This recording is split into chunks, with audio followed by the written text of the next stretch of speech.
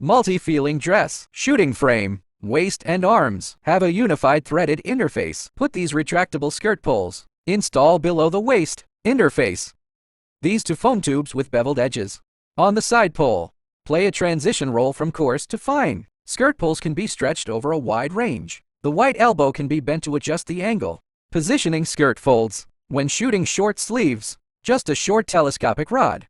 Put on a short foam tube. The bottom is fixed with screw gaskets.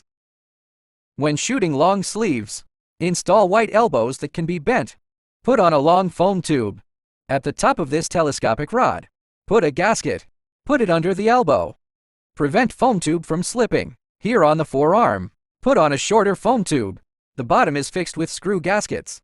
The arm can be bent. The shape can be shortened and elongated.